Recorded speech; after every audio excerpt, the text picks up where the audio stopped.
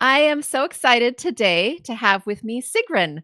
She is someone that a year ago I didn't know. And yet, here a year later, I have spent 30 weeks this year in her courses.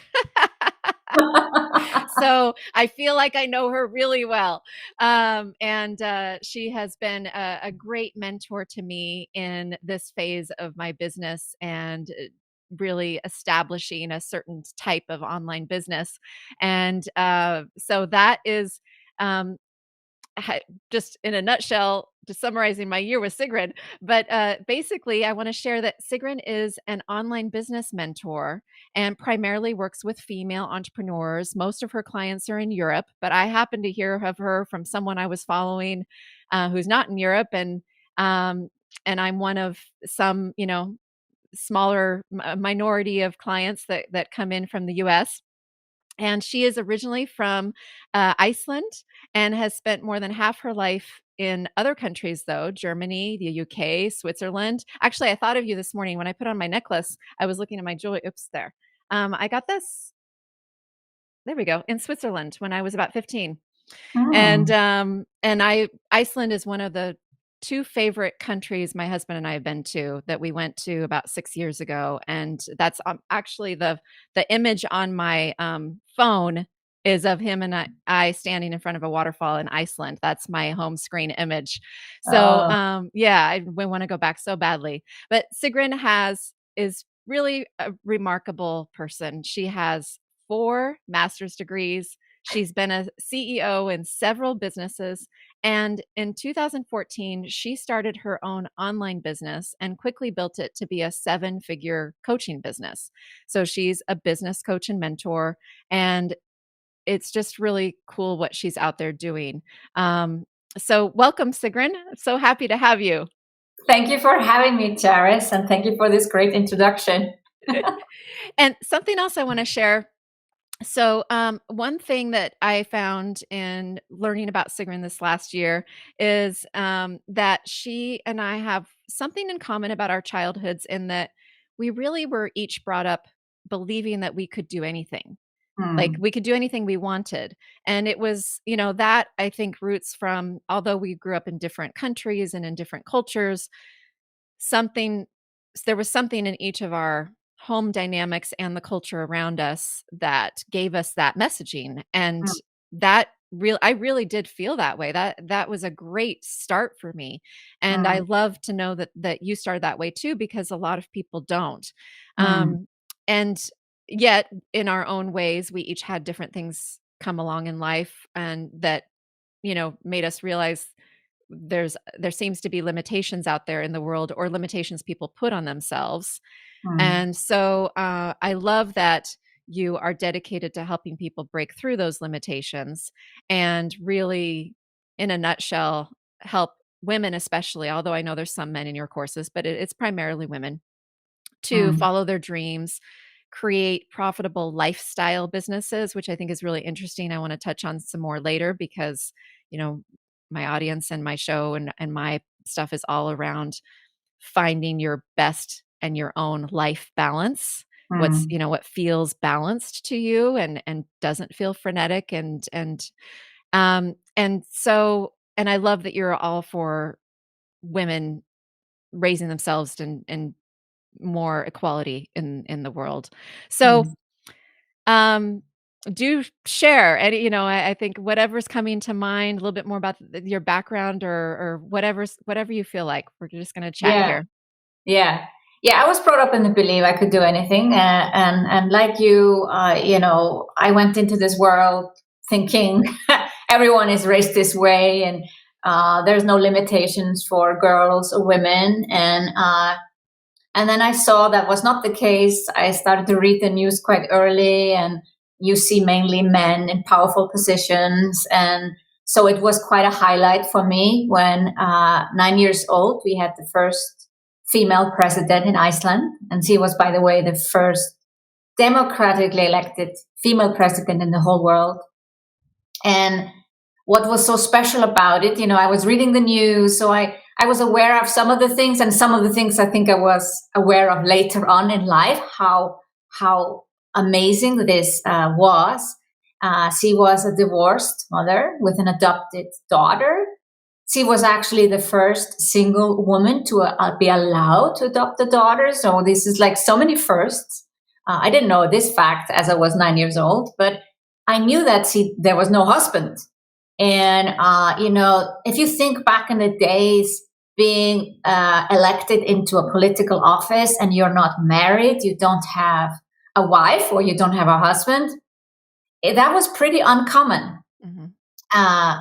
In addition to that, the fact that she actually was not a politician, she had not studied law or business, but theater and French, fascinating, really fascinating. So she was defying the odds in many ways. And she had recently gone through, cancer therapy, and one of her breasts had been removed, and her opponent used it against her. I think if someone would do that today, they would be just killed immediately, like social media killed. Yeah. They would be in the cancel culture and would not have a chance.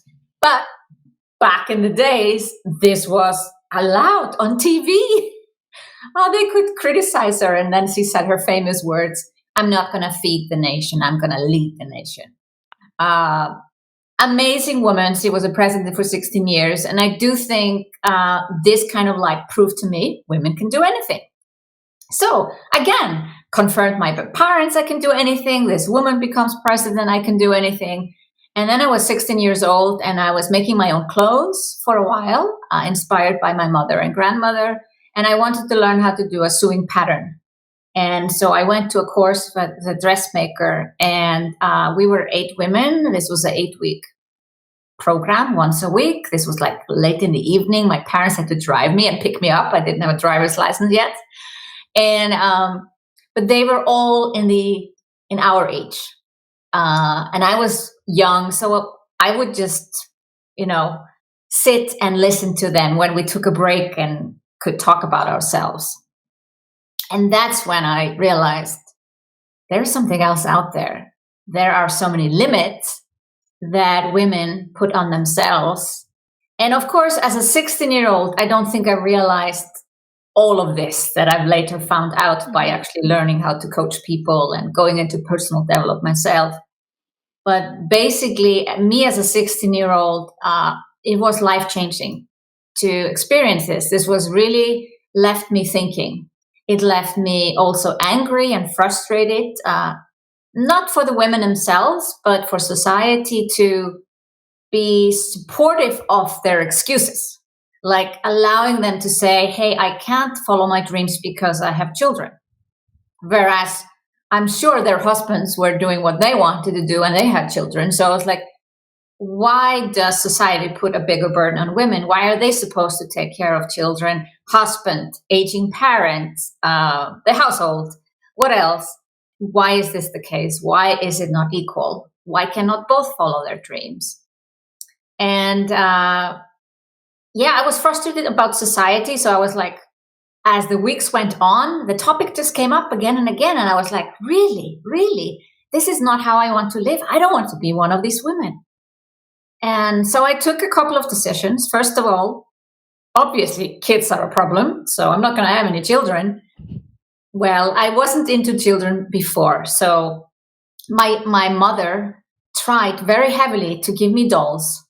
And I just threw them away. I like to play a little bit with cars, but mostly I was drawing. So not everyone falls in love with dolls. I never tried to babysit kids like my girlfriends. Yeah, me neither. I wasn't a babysitter. I had no desire. I liked dolls. I had liked dolls, but I had no desire to babysit. Yeah. No, I didn't like dolls. I didn't like to babysit. I like dogs. So, but I think this was like the final thing. I'm not having children, because at that time I was like, well, obviously that stops you from following your dreams. Of course I know better. And today I have stepsons and I've had them since 14 years. And I love to have, younger generation in my life. But yeah, I took that decision. The second decision I took was to never have a man stop me. I believed in love. My parents met when they were 13. They're still happily married. They're 77 now. So how can you not believe in love when you have parents like that? I just have to say I saw the adorable family photo with them dressed up with you with Halloween. Yes. Since this is a newer thing, apparently, that we're recording this a few weeks after Halloween, although it's gonna drop a little later in December, but yeah, the fact that Halloween's kind of a newer thing for adults to Absolutely celebrate new. in This was my Iceland. first Halloween party. Yeah! So anyway, you were talking about what awesome parents because they went all in with They you. went all in. My mom took some black eye contour thing and put it Eyeliner, uh-huh. on her teeth to look like she had missing teeth. Yeah. Anyway, my parents are awesome. I feel really blessed to also have seen love and believe in it. Despite there's a 50% chance of divorce when you get married. At least in Iceland, people will not stay married if they are not feel like it. I still believed in love through them, but I was like, but the man needs to not stop me from following my dreams because obviously that could be something since these women said so. The third thing was, well, just confirming with myself that I will always follow my dreams. I was 16, so I didn't know what life would bring me, but I just decided that whatever I want to do, like I'm not talking crazy things. I don't need to go to the moon or anything like that. But I was just thinking, I will allow myself to follow my dreams. And then later on, I found what that meant to me. And the fourth decision was, I need to do something about gender equality. And I want to play my part, play my role. I didn't know what. I knew I didn't want to be a politician because they all sound corrupt to me. Or they promise you the world and then you vote and then they do something different. So I felt there must be another way. And so, yeah, this is where the decision I took and it has guided me. And it's interesting, with the children, I got bonus children in the end. With the husband, I had to be in 2 long-term relationships to find the right one. We're together since 14 years, and he is my biggest supporter. Also toughest critic, but I think that's sometimes a good combination. Someone that can tell you, I think you should have said this or whatever. And then making my dreams come true. You mentioned I had 4 master's degrees. I studied architecture, and it was my dream since I was 11 years old to become an architect.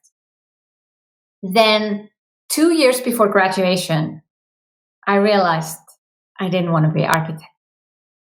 I still finished because I like to finish what I start. That's my mantra, to finish what you start. I'm even a licensed architect. I even did like a course in Iceland when I came back from Germany after studies to just make sure I do the whole thing. Like, I did an extra exam on building laws in Iceland. And Even I'm like, though okay. you knew you weren't going to pursue Even when I knew I wasn't going to do it.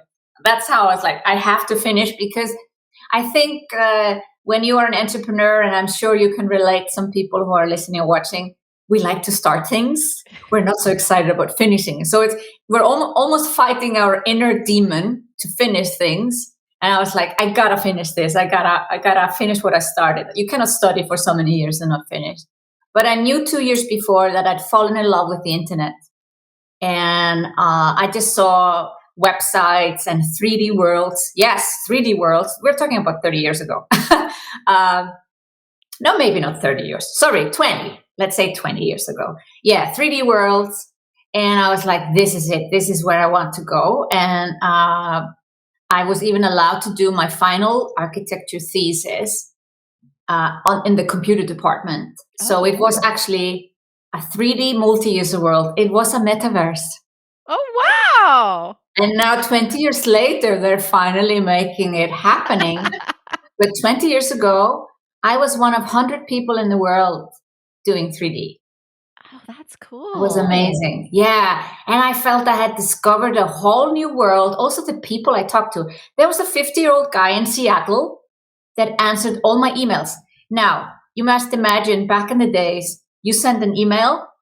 This was social media. You send an email, and then 100 people get the email, and then you get replies back. So I always, the next morning, I would have a reply back from the guy in Seattle because nobody in the city I was in, and where I was studying and trying to do my 3D world could help me. But the guy in Seattle could.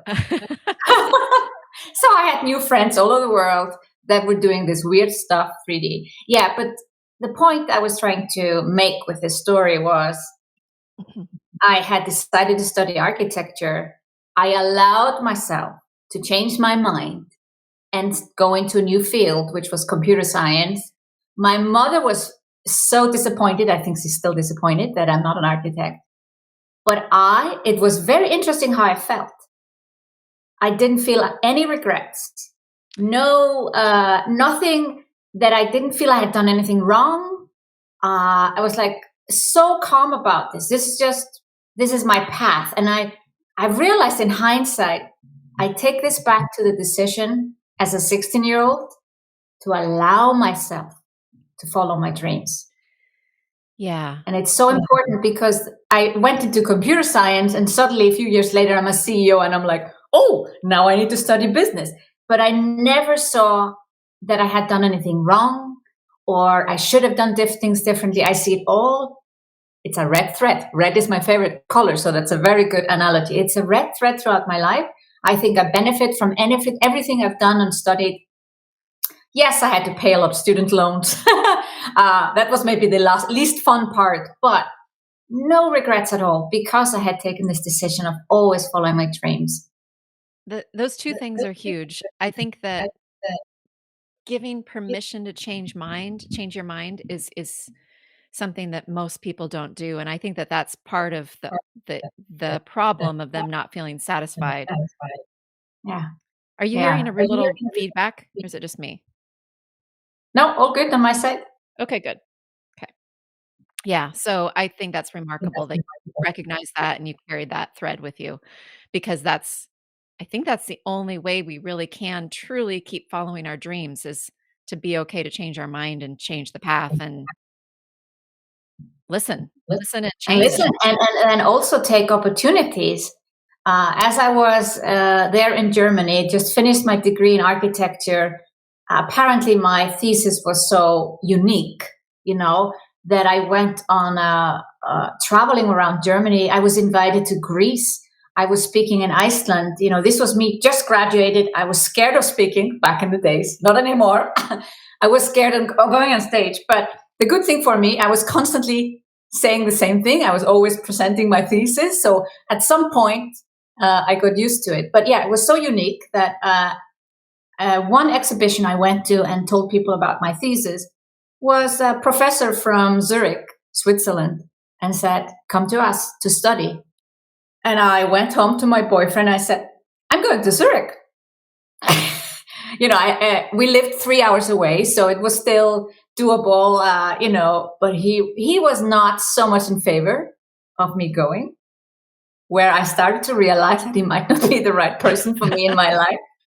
Because I was like, this is my opportunity. This is a life-changing Zurich, the Federal Institute of Technology in Zurich is like MIT of Europe.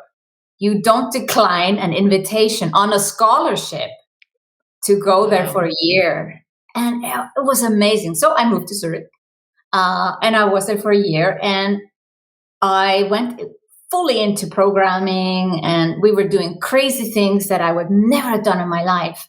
So I was like, one thing led to another. When you follow your dreams, you have new opportunities that you would, it opened up my mind. Like this 1 year in Zurich was literally life-changing. And yes, one thing has led to another. It's like we see opportunities, we get opportunities when we follow our dreams. And then the fourth part, how has that manifested itself is it wasn't that I was always looking for like, how can I improve gender equality? I think it was just like, I'm looking, seeing what happened. And when I became a CEO in 2004, it was interesting because the media was very interested in female CEOs because there aren't so many of them. Mm-hmm. And so I realized just by being interviewed that I am impacting gender equality because you are showing women that they can be CEOs. You're showing young girls that they can be in a leadership position. And after I had done several interviews, it became easier to me. I was like, yeah, I'll do another interview. I said yes to almost all interviews. A lot of women say no, which is a mistake. I said yes to all these interviews. And this was not my business, and my business benefit, and the business I was running benefited maybe a little bit from all these interviews. But I was just like, take these opportunities, talk to people. And when you see more women, you open up a business newspaper, men, men, men, men, men, and there was an interview with me. Then I felt like I've started to do something. But it was finally with the business I have today that I realized this is it. Now I can really, it's like a social thing to actually decide to help women from 0 to 7 figures. Like, I could be making more money if I was an executive coach, let's say, or, so it's like, I want to get women from 0 to 7 figures. That's really like, when more women make more money, we'll have more equality. Yeah. And it has come a long way since we were kids, but it still has a ways to go. Yeah, the financial part is the biggest one, and that's the one that I feel the World Economic Forum is not focusing on enough. They often talk about, it's another 256 years to gender equality, and I'm like, by what measure? And then I look at access to health, opportunity to get a job, education, and I'm like, what about the financial part? How much assets women have? How much money they have access to, and that's going to be very hard to fix because the money is mostly owned by men.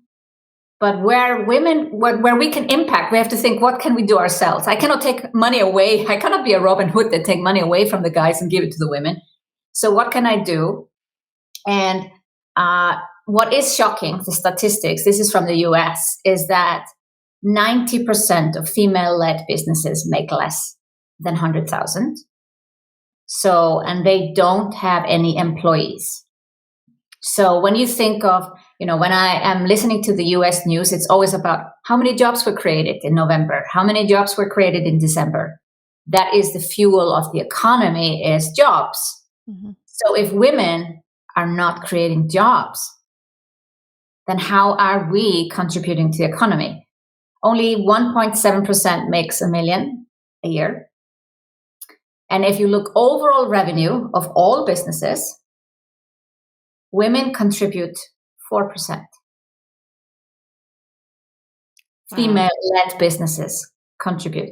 Now, women are contributing more, but they are in the businesses and not in leadership position. They're not the owners of the businesses. I didn't realize the numbers were so small like that. Wow. That fuels me even more to inspire women to think bigger. A lot of women we go more into business. This is also research that I heard about recently. We go into business for freedom. Women go into business not for money, but for freedom. Men go into business for money and status. Yeah. And this creates this imbalance of how much money we actually want to make. Like, how much effort do we actually want to make? But I believe there's a way to do both. And that's how I hopefully can get across to the women I work with, and also just, through my content, is that you can have a business that makes a lot of money without, burnout or, working yourself to the ground. Yeah, it's about being smart, how you can scale it up. So talk about that a little bit more, because that is a big focus for me. I mean, that's been a big focus of my own life this last 10 years for myself.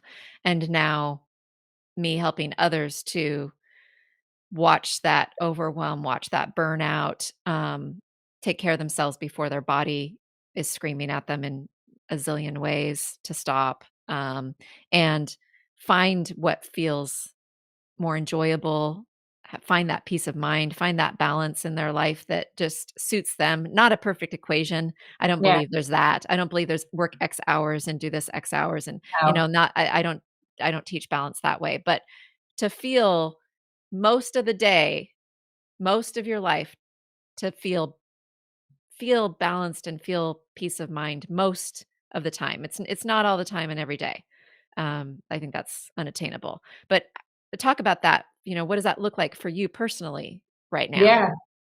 Well, I was very much intrigued by this concept of lifestyle business. I don't use those words so much today. Maybe I should use them again. But I would say to people, I'm starting a lifestyle business when I start my business. They're like, what is that? It doesn't sound like a real business. And that's probably why I dropped it at some point. Mm-hmm. But I still believe that you should design your lifestyle and then your business around it. That's what I mean with a lifestyle business. I am, for instance, a person that likes to sleep in. I'm not a morning person. So why would I want to do meetings at 8 or 9 a.m.? Why don't I start my day at 10 a.m.? Just simple change like that. Then I'm honoring myself, my body, how I like to sleep. Other things, I like to take a break in the middle of the day to go for a walk or work with my personal trainer. Just put it in a schedule and make it happen. There's many ways how you can have a lifestyle business. I wanted always to be able to live in 2 countries, because for me, lifestyle is also about like, who do I want to spend the time with? I didn't want to be living in Switzerland and then have 20 days on holidays. It's 20 days of holiday typically. I know it's less in the US, but 20 days sounded horribly little to me, when most of my friends and my close family, and I am close to my family, I felt that was like ripping my heart into pieces. But having my own business where I can say, I can live in 2 places, that already calms you down. Or what happened last year, my dad was suddenly in hospital in Spain and in the Canary Islands. And within 2 days, I was on a plane to Spain. And for the next 2 months, I was there taking care of my parents. And my business kept on going because I've set it up in a way that doesn't require me to be there all the time. Now, obviously, it had some impact. Yeah, I'll be honest about that. It had some impact, but not as much impact as you might have if I was alone in my business making less than 6 figures. By me having a multiple 7-figure business and having a team and having coaches and mentors in my programs, everything continued without me. Mm-hmm. Yeah. And so lifestyle business doesn't mean a small business, although it will imply that in many ways. I actually think Richard Branson is the ultimate lifestyle entrepreneur. If you want to look at someone that's a billionaire, but lives an amazing life, which I've seen in person on his island. You just went a few months ago. You went to Necker Island. Necker Island. I know that it's something that you can pay and go experience without Richard, but Sigrun was there with Richard. Yes, every single day. We were there for 5 days and I saw in person. Now he's 72 and I'm sure he has calmed a little bit down, but he combines business in a beautiful way with a very healthy lifestyle. I was very inspired. He probably spends at least 2 hours a day working on, he does tennis or hiking or goes on a boat. Like, of course, these are more fun opportunities than going on your exercise bike at home or going for a walk, but still he puts fitness as a priority. And he will plan his day. He says he actually wakes up at 5 because his team is in London. So he will cater for the time zone because he's in the Caribbean. So, but then his days may be finished at noon. And then he has the rest of the day to do sports or meet with people that come to his island. He actually never had an office. If you read his book, you will realize that he was living on a houseboat, and most of the meetings, when he was even starting Virgin Atlantic or who knows what, big companies, the meeting was on a houseboat. He lived there and did the meetings there. Basically, the ultimate home office. Very, very inspiring. And people think of him as another office guy. He never wears a tie, like also how he dresses. Yeah, it's not just Richard Branson. I think a lot of people say, yeah, but he's a billionaire. Blah, blah, blah. Lifestyle business can be as big or small as you want to. The reason I want women to make it big or bigger is the equality discussion. I want us to contribute to the economy. I want the 4% to go to 5, 6, maybe one day 10%. Because, we bring such a valuable quality to life and business. And with more women that people hear about and see about, we're going to contribute to equality. And also, I've in the background, I support things that, I don't talk about this a lot. But for instance, the fact that, let's say, sexual harassment in a company, if women don't have the funds to hire the best lawyer and the guy has the best lawyer, we know how it ends. And this comes down to having money. So money is power in a good way. I'm not talking power in a bad way, but it's power in a good way that helps you have impact and contributes to equality. So finding your own personal way to scale up is the best way for women to actually, that are all, like, I cannot achieve gender equality on my own. I have to inspire a lot of women to also start to think bigger, to start to think how they can contribute to the economy, and together we can change the world. Well, you've certainly shown me in the programs that I've taken with you of the scalability model, which is very exciting, and to get those foundations in place for myself, and switching from a older school type of coaching model to being able to make a bigger impact through online courses and that are completely scalable, and you can serve and support. Yeah. I mean, the sky's the limit on the number of people, and it's remarkable. And I really, a year-ish ago, I did not really understand how much was available in this area, especially, with of online business. It was just, it was not in my purview. It just was not on my radar for whatever reason. And it's been so exciting to just see this whole world come to light. Well, now my feed is like constantly all of the online business, things advertising to me now. Now I'm like, oh my gosh, where was I? I was under a rock before. Yeah. Well, now you're in the bubble, which Now is I'm, yep. another.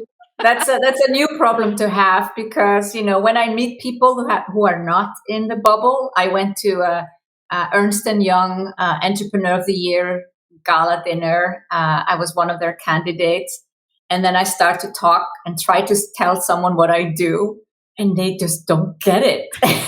and then you're like, okay, I'm so too much in my bubble because I can't even communicate to other people what we actually do in this business. Yeah. So if anybody's listening, they don't really fully understand it's well, why don't you share, Sigrun? Share, because I've got a variety of people and that are listening to us with different types of things that they do in their life, and they may not understand what an online, what we're talking about and what you do. So share a little bit about the online business world. This Yeah, bubble. so I think it's best to compare offline to online, because I think offline people get it. So you have, let's say, a shop, offline shop, and you try to position the shop on a busy street because there is traffic on the street. So you will have people come into the shop.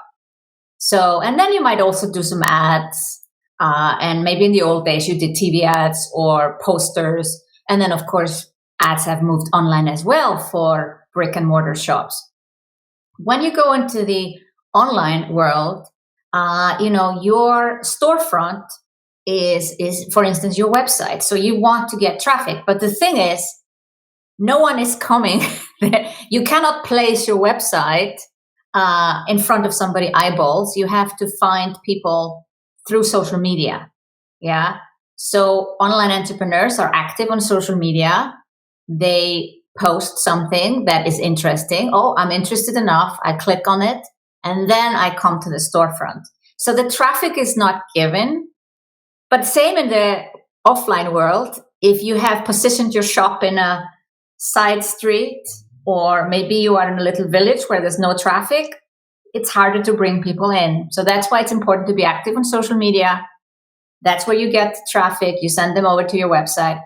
And then what you want to do, they're on the website, you want them to get in. So how do you get them to come in? So you would do that in offline with a wonderful display. There's the shoes that are red shoes. For me, it would be red shoes. If I see some red shoes, I will go into the shop. Now, in online, we have a freebie. The only way we're actually going to get people in the door, like on our email list, is to offer them something for free. And that could be an ebook, could be a checklist, could be an hour training. There are different things, mini courses. And so this is how we get people on our email list. And when the people on the email list, we need to nurture them. Same thing with the shop. They might, when I pay for the red shoes, they want to get me on the email list, and then they send me emails. And I know they're quite aggressive, these shops. I think I was on somebody's email list, and I got daily emails about shoes. I'm like, there's no way you can buy 365 shoes. So their method, that's very different when you sell products. It's much more aggressive marketing. When you are in the personal brand space, it's more like a weekly newsletter, and you give value. So you're not selling all the time. You can be subtly selling, maybe with a PS and say, I have one spot available for my coaching. Or if you have something like a mini course for $47, you can have that all the time. But typically you're building a relationship over time. And like me, we launch twice a year our Samba Kickstart program, which is our signature program. And so in between, you're mostly nurturing people. And it might sound very weird when I'm explaining this, but basically in the offline world,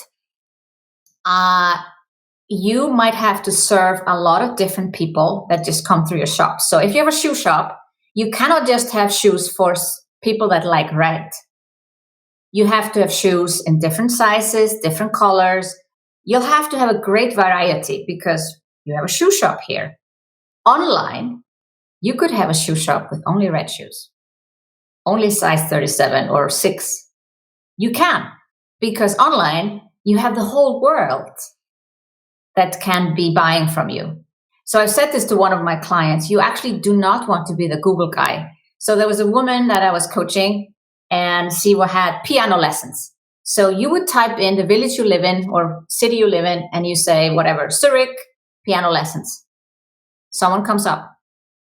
Are they the best piano teacher that you could get?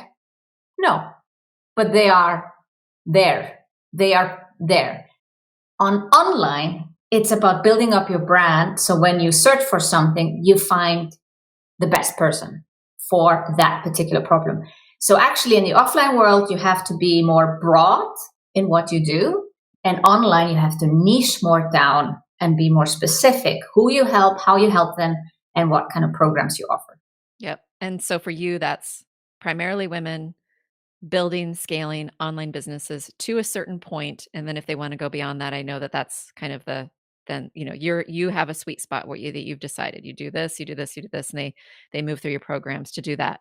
And then and for me, primarily high achievers, a lot of business owners and entrepreneurs, or people who are executive level and just have a lot of those achievement kind of personality, go, go, go, and driven, wanting to take a breath and remember that we got this one life, at least this one life in this body as this person right now. And how do I make sure I'm enjoying it? Usually around a certain age. And if you're listening, you're probably, most likely kind of in that world with me. And so that is, and now you know some of the secrets, the PS in my emails. And some of the things I'm doing. But yes, it's like, we can help people and want to help people and also run a business. And the more successful we can become with our businesses, the more we can help more people. Yeah. Which is really a cool thing. Yeah. And yeah, it's really a cool thing. Well, thank you for, outlining that, because I think some people may not really understand what it's like to be in our little bubble. And like I said, I've been a business owner for over 20 years, and yet it wasn't until a year ago that my eyes got open to how many possibilities there are of online courses and all the niches and all the things. And you can go find some course or something to solve any problem you have. Yes. And it's remarkable and it's really cool. It's It's really truly cool. amazing. And I love that I also get to help so many different people. Um, there are people like myself who focus, for instance, only on business coaches. And I was very clear when I decided my niche was to actually not niche in this specific field. So I help a stylist or someone who does crocheting or knitting or sewing or Ayurveda, nutrition, also business coaching and marketing coaching. But I love that the variety that you get to Yeah. see this, Dog behaviorist. dog Sif. behaviorist. Yes, yes, Yeah. yes. A lot of dog trainers, very popular, and a lot of former architects. Very interesting. Oh. I don't know why, Interesting. but maybe because I mentioned that I studied architecture, they're like, oh, I think I want to learn from Sigrun. So this is funny how we also, our personal brand, we have to mention all the things about us because you never know what might attract a person to you. So I used to ride a motorcycle. I had a big, chopper. Wow. And people were like, what? And then, oh, I had a motorcycle too. And so it's funny how we are looking for someone to help us that we can relate to in some way. Yeah, it makes the difference. I mean, I found you off of someone, an email list that I'm still on, and a coach and mentor who's actually in Australia. And then something just struck me. I thought, oh, how cool! This sounds interesting. It was about your 12 days of master classes, which is actually coming up again. I'll let you share about that in a moment. But it just sparked me. I clicked and I checked it out, and then I don't know, I couldn't I can't look back and remember exactly what it was about you, but I something just intrigued me enough. And also, there may be a connection that I absolutely loved my visit to Iceland 6 years ago, Yes, you so see? that too, just like, "Oh, I love the people there. Oh my gosh." And then just business, and I thought, 12 master classes for free. This is pretty cool. All about business, all about an area I'd been intrigued to learn a little bit more about. And all over the summer, I mean, holiday, time started on Christmas Day through like instead of the 12 days of Christmas. Yeah. And that I remember just a couple in, I ended up binge watching them pretty much. I mean, or watched, I guess, as soon as however I could, paid to have the longer access because I wanted that, all the stuff. And I remember the value you provided was Mm, it was off the charts for anything that mm, I had actually, and even this year as I've been doing a lot more online and trying out different people's freebies and courses and paid versus all of it, I have not seen anyone do a giveaway that is as rich with value. I mean, truly, like mm, there's so much stuff in there that if people implemented, I mean, it was very clear and it won me over immediately because I thought she knows this industry. Like it was very mm. clear. She knows this industry and I could do a lot of these things on my own. And yet I also found then that led me to enroll in your Kickstart program, which then led to a couple of others. But um, I was reminded how much I personally love being a student. Yeah. And I was reminded how much I thrive as a student too. So I was like, well, yeah, why don't I, embrace a new way of teaching through being a student again and have myself guided through. I loved the way that you work your programs where it's what do you need to know this week? That's all we're going to really tell you. I mean, you have a big picture, the end game in some degree, but I love Mhm, that because I think, especially for me, at least my personality, and there's probably a lot of entrepreneurs and people out there that can relate to this, I would imagine, it can be easy to get overwhelmed. And we want to do mm, all the new stuff and we have all the ideas and all the stuff. And I want to go to A to Z really fast. And mm, so getting there though and slowing down to do all the steps sometimes can be frustrating and really try my patience and everything. Although I love all the steps. I love the tech. I love all the nitty-gritty. I love learning all of the bits. So having it broken down the way you do in your programs was really cool too. So if anybody is looking to get a little side hustle going on, check out something, change your life in a little way, or you've already got an online business and you want to learn some new ways to do some things, I highly recommend you check out Sigrun and her programs. And like I said, if or maybe you're not really happy in what you're doing, and it could be even a current business that you already have, but it's not working for you. There might be a way to turn it online. You may be Yeah. shocked to realize that there's a way you can turn it online and scale it so that you can have more freedom and more time for things you want to do, have more of that balance you're seeking. So there's a lot of possibilities that I just Mm. invite the listeners to consider and just be open-minded here. And then, so any comment to that, Sigrun, and especially please do tell us about the 12 days because we'll Yeah. we'll share a Well, thank link you. Thank for you it for for sure. sharing your experience of 12 days. It's in the 8th edition. This is the 8th year I do this. And, this comes down to, I don't know, entrepreneurship and consistency is almost like two opposites. Entrepreneurs like to do new things and not finish them, and consistency. But this has been a winner from day one. It was an idea that I came up with back in 2015, and it's just turned out to be, like you described, the best freebie, the best gift that I've ever created. And there was never a question in my mind that I just do it again and again. It's always different master classes. So we actually have people coming back Oh, year after year. And they are free. So I pick 12 master classes that show a variety of things that we need to focus on in online business. And in my mind, I'm thinking some people might be absolute beginners, so I'll pick a few master classes for them. Some people might be a little bit further in business, so I'll have a few topics that fit better for them. And then maybe some are even making 6 figures. I'll try to have at least 1 or 2 master classes for them as well. So when we are advertising these master classes, I am attracting these different people in the different stages, mostly focusing on those who are fit for our signature program, Some by Kickstart, and would like to create an online course. But it attracts all kinds of people. So we also have the opportunity to offer some other programs as well. And we have found out that this is just the best way. I was like, can't we have Christmas all year long? Because this is such a great freebie. And I've never come up with a freebie as good to run the rest of the year. So we're always very excited when this time comes along.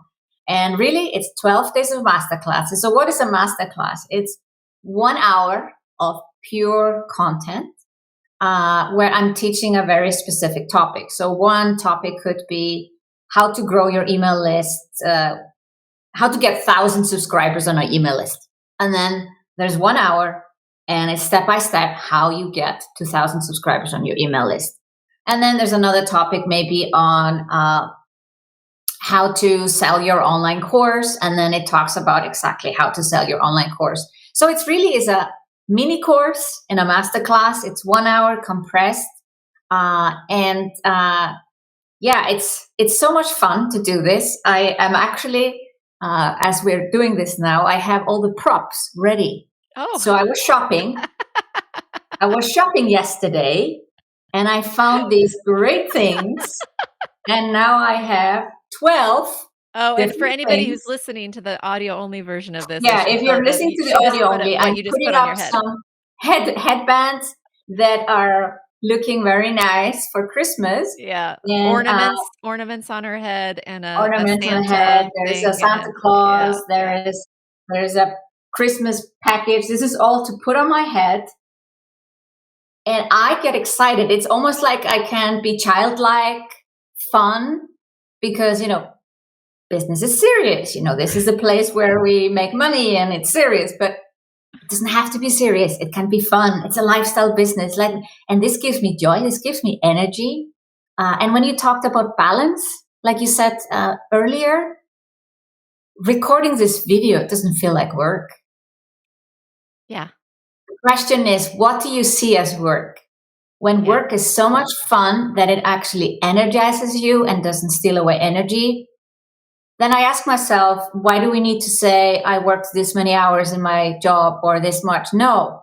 If I can be doing funny videos all day long and I make money with that, hey, why not? Or if I go to a networking event or retreat for a few days and I meet amazing women and you make amazing connections, that's work too. I love hosting my retreats, you know? So definition of work is just not what it used to be. Mhm. And it can be a lot of fun and you shouldn't necessarily count the hours. As long Mhm. as you feel good and you don't feel depleted, um, and if you feel depleted, hey, take time off. I had a difficult year after my parents were both sick in Spain. I had like a loss of energy. This might not have been visible for everyone, but I took a break on my podcast. I took break on things where I felt I don't have energy for that. Mhm. And I focused on the things where I said, I want to take care of my clients. That's most important to me, my clients and my team. Me doing crazy TikTok videos, I'm like, not into it right now. I'll do it when I feel my energy coming back. And Mhm. I'm feeling it coming back. And I think it's thanks to 12 days of master classes. So if I can do a turnaround on my energy with these 12 master classes, I'm sure you can too. It's for anyone who's curious about online business. You don't have to have decided to do anything. You can really just watch these master classes and then do something completely different. It's for anyone who just wants to know more. Yeah, yeah, and anybody who's followed my journey this year and seen me, develop this online presence, if you decide to go check this out, you can just kinda see a little peek behind the scenes of some of the things that I've learned and how I've worked with Sigrun and her team and, in getting myself into this, space this year. Yeah, Yeah, great. I would love to super. see you in 12 days of master classes. And Charis, maybe I'll see you there too. Yeah, yeah. Oh, so fun. Oh, such a delight to have you on, and, like I said, the you've made such a impact on my life this year, and it started with the 12 days. So, I love that we've timed this so that we can, share that, and that you're on into my world now a little bit, so I appreciate it so much. And I love to close my, episodes with a quote. So, one of your favorite quotes, whether it's yours or somebody else's, if you share that with us. It's it's the last sentence in my book. So this year I wrote the book, Kickstart Your Online Business. Oh, yes, and that's available on Amazon? Amazon. It's available on Amazon, and it talks about the process of building your first or next online course and starting to make sales online. So, pretty much for any beginner or advanced beginners or anyone moving from offline to online. We also have pretty experienced people read the book too. But anyway, the final sentence in the book is a quote from the the first female president of Iceland. I think if the world can be saved, it will be by women.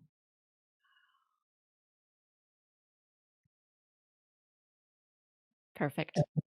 Thank you. Thank you.